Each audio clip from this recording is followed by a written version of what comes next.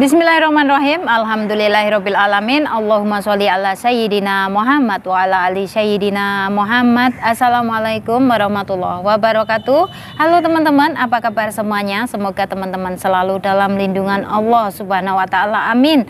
Alhamdulillah, di video kali ini saya akan membacakan komen ya dari teman kita ya. Dan di sini namanya Mbak Maimunah ya. Oke, di sini pertanyaan dari mbaknya seperti ini. Mbak, kalau misal masih masa potongan terus dipulangin ke Indonesia sama majikan, apa kita kena denda oleh PT? Ya Mbak, sudah pasti kena denda. Karena apa? Kalian dari PT aja itu numpang proses. Ya misalkan ya, kalian kena potongan 6 bulan tapi masih dalam 3 bulan di Singapura dan dipulangkan oleh majikan. Ya kayak gitu sudah pasti Mbak, kalian bakalan didenda. Karena apa?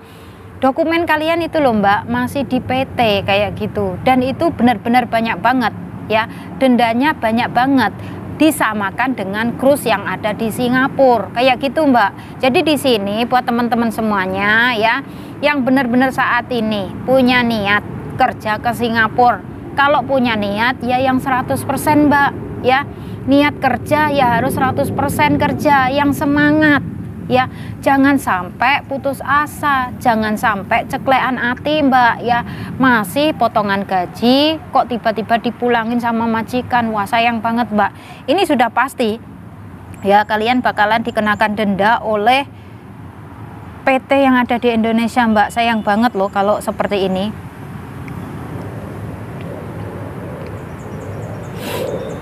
ya. Karena apa? Kalian di PT aja tuh numpang proses ya, terus semua biaya yang membiayai kalian kan PT kayak gitu ya. Terus kalian misalkan ya di Singapura masih 2 bulan, di Singapura itu masih 4 bulan kayak gitu, kok tiba-tiba dipulangin sama majikan. Wah sayang banget Mbak. Kalau bisa ya jangan sampai lah berulah atau membuat masalah di rumah majikan, jangan Mbak ya.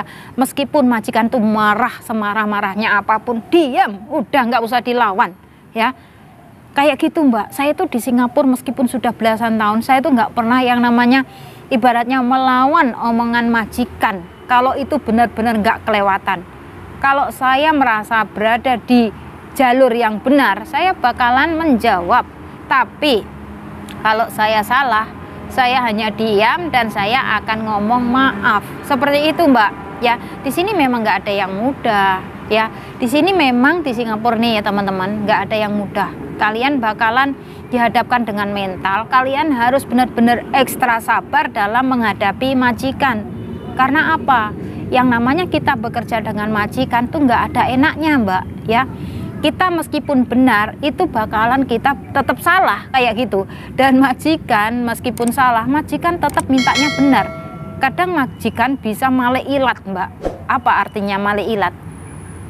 Male ilat tuh artinya seperti ini loh teman-teman. Misalnya ya majikan itu berbuat salah tapi dia ngomongnya mengelak lah, ibaratnya mengelak itu bisa ya, ibaratnya menyudutkan kita, ibaratnya menyalahkan kita seperti itu. Tapi di sini ya teman-teman, misalkan itu nggak parah banget, ya udah nggak apa-apa, tinggalkan saja. Tapi kalau kalian difitnah mencuri, kalian difitnah ibaratnya mengambil barang, entah itu barangnya majikan atau adiknya majikan atau barang siapapun, misalkan kalian benar-benar nggak ngambil, kalian jangan takut ya, kalian harus ngomong. Terus kalian minta bantuan sama MOM, atau kalian bisa langsung lapor ke polisi kalau memang benar-benar kalian nggak ngambil ya. Karena apa? Kalau sudah masalahnya besar ya, misalkan majikan ini orangnya licik ya, selicik-liciknya apapun majikan, kalau misalkan kita berada di jalur yang benar, jangan pernah takut Mbak ya. Jadi di sini ya buat teman-teman saya semuanya, nanti misalkan kalian mau kerja ke Singapura ya, terus kok tiba-tiba masih potongan gaji, tiba-tiba dipulangin oleh majikan kayak gitu, kalian jangan mau Mbak ya. Terus bagaimana Mbak solusinya? Kalian kabur lah, kabur ke entah itu ke MOM, entah itu kalian kabur ke agent. Kan biasanya kalau majikan mulangin kita secara mendadak itu kan kita ibaratnya langsung dibookingkan taksi ya. Ibaratnya majikan langsung, mungkin ya kalau majikan sudah merasa jengkel banget sama kita, nggak bakalan kita diantar ke bandara, kita bakalan dipesankan taksi kayak gitu, terus disuruh untuk diturunkan di bandara kayak gitu. Wah, itu sangat bahaya sekali kalau sudah seperti itu tuh, sudah benar-benar parah. Karena apa? Ibaratnya sang majikan ini benar-benar nggak punya hati ya. Ya ibaratnya kalau ada masalah ya ngomong kayak gitu loh ya. Dan di sini buat teman-teman saya semuanya, misalkan ya kalian bekerja di rumah majikan, ada masalah apapun ya, kalian tolonglah sabar. Jangan sampai yang namanya kurang ajar dengan majikan, jangan sampai suka melawan omongan majikan. Karena apa? Majikan itu loh Mbak ya, yang bayar kita. Ibaratnya dia itu lebih berkuasa. Iya, memang kita di sini sama-sama manusia, tapi kita itu beda status saja ya Mbak, beda status. Kita itu cuman pembantu, di situ ada majikan ya. Memang nggak mudah Mbak, saya selalu ngomong nggak mudah. Karena apa? Ibaratnya ya Mbak, saya ngomong di sini misalkan majikan itu berada di tempat yang salah, tapi majikan masih aja ngotot, dia itu merasa benar. Kita itu berada di tempat yang benar, kita ingin yang namanya ini ya, membela diri. Kita ibaratnya ngomong, saya nggak melakukan ini. Ibaratnya ya, saya kasih contoh, saya nggak ngambil barang di tempat itu, terus tapi majikan ngotot. Ternyata last minute, kalian tahu nggak, majikan lupa naruh barang.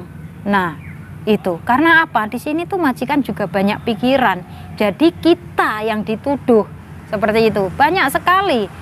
Dari teman-teman kita yang bekerja di Singapura tuh kena tuduhan, entah itu dituduh ngambil lah, dituduh nyuri barang lah. Tapi kalau majikan tuh nggak punya bukti, lah buktinya mana? Silahkan cek di kamar, silahkan cek barang-barang saya, apakah saya itu ngambil kayak gitu. Jadi di sini buat teman-teman semuanya ya, misalkan kalian di rumah majikan punya masalah segede ataupun sekecil apapun ya, kalian selesaikan secara benar-benar secara damai lah. Jangan bertengkar sampai wah benar-benar bertengkarnya itu bikin masalah, bikin sang majikan menjadi merasa jengkel, akhirnya membelikan tiket pesawat, akhirnya dikirim ke Indonesia. Itu sudah parah banget. Biasanya ya kalau majikan sudah membelikan tiket pesawat seperti itu ya, biasanya majikan akan repot ya, akan membuat laporan ke MOM atau ke Embassy Indonesia ya. Tulisannya tuh seperti ini, kalau mengambil pembantu ini atas nama mungkin ya Siti siapa kayak gitu, Siti kayak gitu aja ya, tolong kontak nomor ini. Jadi harus menelpon atau menghubungi majikan yang lama. Nah itu benar-benar yang namanya majikan rese banget. Karena apa teman-teman, saya pernah dapat curhatan seperti itu. Jadi mbaknya ya nggak bisa masuk lagi ke Singapura alias kena blacklist. Karena apa? Ya itu tadi, pulang ya, itu ibaratnya ya, dia itu bekerja di situ dengan majikan itu benarnya orangnya baik, mbaknya orangnya baik, tapi dituduh sama teman sekerjanya. Dan akhirnya mbaknya ini dibelikan tiket sama majikan, langsung dikirim ke bandara. Nah mbaknya kan kepengen lagi tuh, sudah di Indonesia 3 bulan 4 bulan, kepengen lagi proses masuk ke Singapura. Tapi setelah dicek datanya nggak bisa teman-teman. Nah itu kenapa? Setelah dicek mbaknya ini di blacklist sama majikannya. Wah, padahal mbaknya ini dituduh ngambil barang. Sebenarnya mbaknya nggak ngambil, uang semua barang-barangnya sudah juga dicek nggak ada. Tapi yang namanya majikan lebih percaya dengan pembantu yang lama. Ya sudah, mbaknya ngomong ya nggak apa-apa lah, yang penting saya nggak ngambil dan Allah lebih tahu kayak gitu. Mbaknya curhat sama saya nangis. Terus saat ini mbaknya proses kerja ke Hong Kong karena di Singapura sudah nggak bisa ya. Kalau sudah kena blacklist itu harus nunggu lama Mbak untuk bisa proses lagi ke Singapura ya, mungkin 2 tahun ke depan. Dan mbaknya nggak mau lah yang namanya menganggur di Indonesia sampai 2 tahun. Mbaknya akhirnya masuk ke PT ya, numpang proses, numpang bahasa ya, numpang yang kalau kerja sih sudah biasa ya, luar negeri kerjanya seperti itu. Oke, numpang bahasa. Karena bahasa di Singapura dengan di Hong Kong kan berbeda. Jadi mbaknya masuk lagi, terus sekarang mbaknya sudah di Hong Kong. Alhamdulillah mendapatkan majikan yang baik. Nah itu loh mbak, yang namanya roda kehidupan kan berputar ya. Kalau di Singapura mungkin nasibnya itu benar-benar dihina, ya direndahkan. Ibaratnya sudah dituduh kayak gitu, ibaratnya direndahkan kan. Alhamdulillah Allah akan mengganti yang lebih baik, dan itu pasti ya. Bagi kita semua orang-orang yang sabar, ikhlas dalam menjalani semuanya, insya Allah Allah selalu bersama kita. Allah nggak tidur, yakin itu teman-teman ya. Jadi di sini buat teman-teman semuanya yang saat ini kalian masih berada di Indonesia, masih punya waktu ya, punya kesempatan, saat ini menunggu panggilan, belum ada interview, belum visa belum turun, job belum turun, merasa lama banget kayak gitu. Ayo mbak, sholat, dekatkan diri selalu sama Allah, minta sama Allah agar diberikan kemudahan, agar segera turun jobnya, agar segera terbang ke Singapura, agar mendapatkan majikan yang baik. Berdoa yang lengkap, berdoa yang khusyuk mbak ya, agar apa toh, agar semua yang kita inginkan itu tercapai. Kita ya teman-teman, kalau kita mau bekerja, libatkan semua selalu sama Allah. Insya Allah kita akan diberikan kemudahan, insya Allah kita akan selalu dalam lindungannya, insya Allah. Oke teman-teman, dan nggak lupa juga ya di sini buat kalian semuanya, misalkan nanti ya sudah sampai di Singapura ya, kalian sudah dapat liburan, tapi nggak tahu mbak liburannya ini mau kemana ya, kok bingung kan baru pertama kali, dan ini bagaimana cara liburannya ke Singapura nih bagaimana. Nah di sini ya buat kalian semuanya, nanti kalau misalkan ya kalian mau keluar kayak gitu, entah itu naik bus atau naik MRT ya, jangan lupa kalian beli basketnya ya. Basketnya seperti ini teman-teman, kalian bisa beli di interchange bus. Oke, kelihatan apa enggak ya? Pasti kelihatan ya. Di interchange bus ini harganya $8 teman-teman, dan harus diisi $10. Terus nanti kalian bisa naik bus dan juga naik MRT pakai kartu, nggak usah pakai koin-koin ya. Kalau naik MRT itu sudah pasti nggak boleh pakai koin, harus pakai kartu. Tapi kalau naik bus masih boleh pakai koin ya mbak ya. Jadi di sini buat teman-teman semuanya, kalau liburan harus bawa uang, itu pasti ya. Bawa uang ya minimal 50 lah kayak gitu ya, buat jaga-jaga aja kalau ntar di jalan-jalan ada apa kayak gitu. Dan jangan lupa buat yang pertama kali keluar liburan, dicatat tuh alamat rumah majikan ya, diinget-inget jalannya keluar tuh tadi lewat jalan mana. Karena di Singapura nih teman-teman, semua jalan lorong-lorongnya itu sama ya. Karena apa? Saya merasakan sendiri waktu pertama kali saya liburan. Loh kok jalannya semuanya sama? Loh kok rumahnya semuanya hampir sama, apartemen-apartemen semua. Lah tadi saya tinggal di rumah mana? Saya tinggal di blok berapa? Nah untuk itu di sini ya, buat kalian semuanya yang mau liburan nanti dicatat tuh alamat rumah majikannya, dicatat tuh nomor HP majikannya. Kalau misalkan kalian kesasar, karena kemarin ada yang kesasar, naik bus itu kesasar, akhirnya turun kebablasan. Terus akhirnya saya tuh tegur ya, saya menegur mbaknya, mbak kok balik lagi jalan kebablasan mbak. Oh iya mbak, kan ini kan baru yang kedua kali turun, maksudnya baru yang kedua kali keluar liburan kayak gitu. Jadi mbaknya ini masih lupa-lupa kayak gitu. Soalnya mbaknya sudah lama sih di Singapura, tapi ini kan daerah sini kan mbaknya baru pindah ya, pindah majikan yang baru, yang lama sudah nggak membutuhkan mbaknya kayak gitu ya. Saya sih sendiri juga paham ya seperti itu. Jadi setelah itu nanti kalian sudah catat semuanya tuh ya.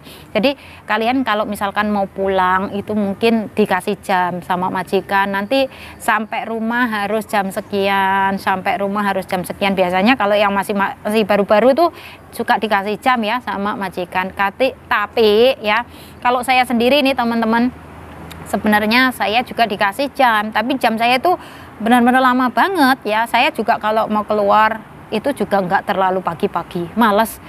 Saya selalu ibaratnya molor dulu lah kalau saya seperti itu ya. Apalagi kalau mungkin saya benar-benar capek banget kayak itu, selalu molor-molor dulu, nanti mungkin sekitar jam 11 kayak gitu baru keluar dari rumah ya, tidur.